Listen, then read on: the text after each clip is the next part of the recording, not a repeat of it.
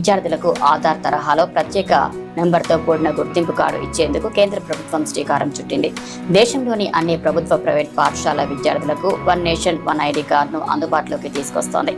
విద్యార్థులకు ఈ గుర్తింపు కార్డు ఇచ్చే ప్రక్రియను ప్రారంభించడం జరిగిందని విద్యాశాఖ జిల్లాధికారి బ్రహ్మం నాయక్ పేర్కొన్నారు. ఈ సందర్భంగా నంద్యాల పట్టణంలోని స్థానిక విద్యాశాఖ కార్యాలయంలో ఏర్పాటు చేసిన విలేకరుల సమావేశంలో విద్యాశాఖ అధికారి బ్రహ్మం నాయక్ మాట్లాడుతూ తొలి విడతలో 9 నుంచి 12 తరగతుల విద్యార్థుల వివరాలు నమోదు చేసేందుకు ప్రణాళికలను సిద్ధం చేసింది. కేంద్ర ప్రభుత్వం ఈ ఆధార్ నెంబర్ కేటాయింపు ప్రక్రియ చేపట్టింది. ఆధార్ వివరాలను చాలా రాష్ట్రాలు బహిర్గతం చేయడాన్ని సమ్మతించకపోవడంతో ఆధార్ తరహాలోనే ఆధార్ నమోదు ప్రక్రియ చేపట్టారు. విద్యార్థి తల్లిదండ్రులు మీ ప్రభుత్వ పాఠశాల, ప్రైవేట్ పాఠశాలలో తప్పనిసరిగా ఆధార్ను నమోదు చేయించాలని, లేని పక్షాన అమ్మఒడి, ఇతర పథకాలు విద్యార్థికి వర్తించవని, తప్పనిసరిగా మీ పిల్లలకు ప్రతి పాఠశాలలో నమోదు చేయించాలని అన్నారు. అదేవిధంగా నిజానికి విద్యార్థుల ఆధార్ కార్డులోని వివరాల ఆధారంగా ప్రస్తుతం బడుల్లో చేరికలు జరుగుతున్నాయి. ఇలా చేరిన తర్వాత ప్రతి విద్యార్థికి పర్మనెంట్ ఎన్రోల్మెంట్ నెంబర్ను కేటాయించి యూసైడ్ ప్లస్ లో నమోదు చేస్తున్నారు. మనకు ముఖ్యంగా మన కేంద్ర ప్రభుత్వము, రాష్ట్ర ప్రభుత్వము ప్రతిష్టాత్మకంగా ప్రతి విద్యార్థి యొక్క భవిష్యత్తు కోసము అపార్ ఐడి అనేటువంటిది ఒకటి ఏర్పాటు చేయడం జరిగింది.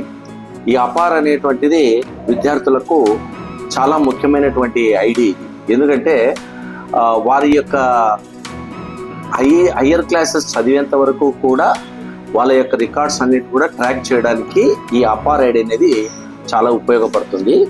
అసలు అపార్ అనేటువంటిది వాళ్ళకు చాలామంది తల్లిదండ్రులకు తెలియకపోవచ్చు. అపార్ అంటే automated permanent academic account registry అంటారు. అంటే ఈ అపార్ అనేటువంటి నంబర్ ఒక్కసారి జనరేట్ అయిన తర్వాత పిల్లవాడు ఎల్కేజీ, యూకేజీలలో జనరేట్ అయిన తర్వాత డిగ్రీ, కాలేజీ, పీజీ పోయేంత వరకు కూడా అనుసంధానంగా ఆ రికార్డులన్నిటికీ అనుసంధానంగా తల్లిదండ్రులు తెలుసుకోవడానికి ఇది ఈజీగా ఉపయోగపడుతుంది, యాక్సెస్ చేయడానికి ఉపయోగపడుతుంది.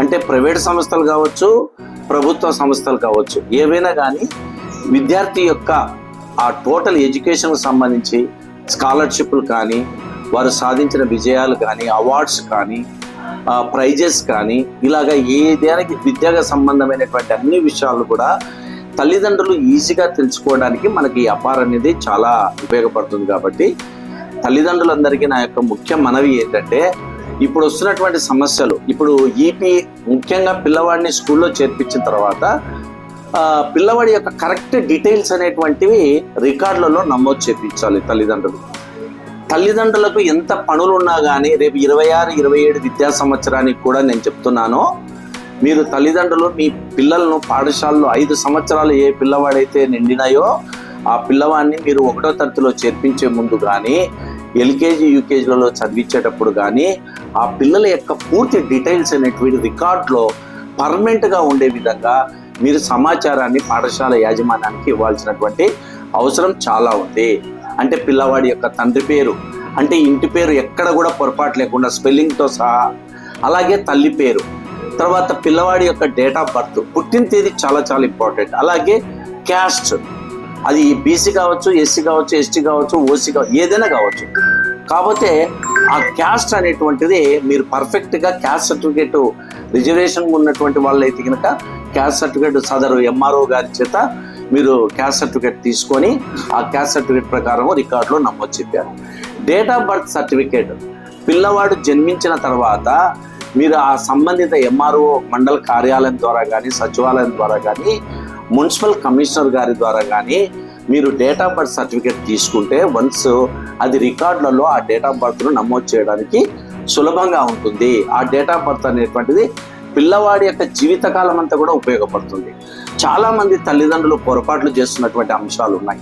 కొంతమంది విలేజ్లలో ప్రసవించడం వల్ల తగినటువంటి సమాచారాన్ని గ్రామంలో ఉండే సచివాలయాలకు, అక్కడ ఉండేటువంటి హెల్త్కి సంబంధించినటువంటి అక్కడ వాళ్ళకి తెలియజేయకపోవడం వల్ల కూడా ఆ పిల్లవాడి యొక్క పుట్టినటువంటి తేదీ అనేది సరిగా నమోదు కాకపోవడం వల్ల పిల్లలు బళ్ళల్లో చేరిన తర్వాత చాలా ఇబ్బంది పడుతున్నారు పిల్లలు.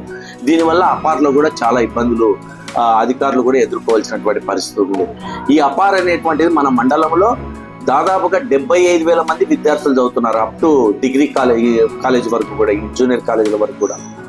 అంటే LKG, UKG, primary, upper primary, high స్కూళ్ళు, తర్వాత కాలేజీలు అంతా కలిపితే 75,000 మంది చిల్లర ఉన్నారు. ఇప్పటికి మనకు ఇంకా 13,000 మంది పిల్లలకు ఈ అపార్ ఐడి అనేది జనరేట్ కావాలి. అపార్ ఐడి జనరేట్ అయితేనే ఆ పిల్లవాడి భవిష్యత్ అనేది చక్కగా ఉపయోగపడుతుంది, ఆ పిల్లవాడికి బాగా ఉపయోగపడుతుంది. తల్లిదండ్రులు కూడా ఈజీగా తెలుసుకోవడానికి అవకాశం ఉంటుంది. దయచేసి తల్లిదండ్రులందరూ కూడా మీరు అర్థం చేసుకోండి.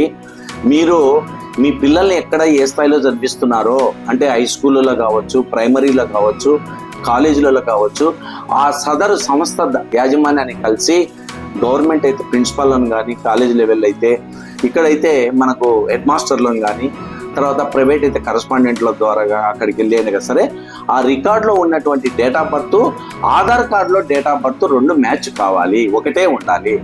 రికార్డులో ఉన్న డేట్ ఆఫ్ బర్త్కి ఆధార్ కార్డులో ఉన్న డేట్ ఆఫ్ బర్త్కి తేడా ఉండకూడదు. పేరు విషయంలో కానీ, స్పెల్లింగ్ కానీ ఏది కూడా తేడా ఉండకూడదు. తర్వాత చిన్నప్పుడు పిల్లలు ఈ ఎల్కేజీ ఉన్నప్పుడు ఆధార్ తీసుకుంటారు, చిన్న పిల్లప్పుడే. అంటే అప్పుడు ఉన్నటువంటి ఫేస్కి వాడు ఆ అబ్బాయి ఇంటర్మీడియట్ డిగ్రీకి వచ్చిన తర్వాత ఆ ఫేస్లో వ్యత్యాసం అనేది చాలా ఉంటుంది. దాన్ని తంబు వేయించి మీరు అక్కడ ఆధార్ సెంటర్కి వెళ్ళి పిల్లవాని యొక్క ఫోటోను కూడా మీరు అప్డేట్ చేయాల్సినటువంటి అవసరం ఉంది. ఇవన్నీ చేయించినట్లయితే ఈ అపార్ ఐడి జనరేషన్ అనేటువంటిది ఈజీగా ఉంటుంది. దయచేసి తల్లిదండ్రులందరూ కూడా బాగా అర్థం చేసుకోండి. ఇప్పుడు కూడా మీరు ఈ ఐడి అనేటువంటిది మనకు ఈ 2-3 రోజులలో జనరేట్ కావాలి.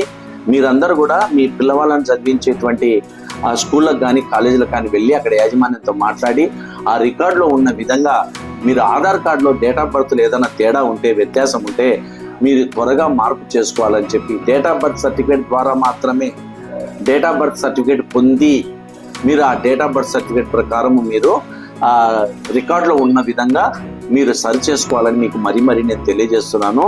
ఇది చాలా ముఖ్యమైనటువంటి అంశము. కాబట్టి తల్లిదండ్రులు ఈ విషయాన్ని గమనించుకొని మీరందరూ కూడా ఈ అపార్ ఐడికి సహకరించాలని చెప్పి మీకు మరీ నేను తెలియజేస్తున్నాను. ధన్యవాదాలు.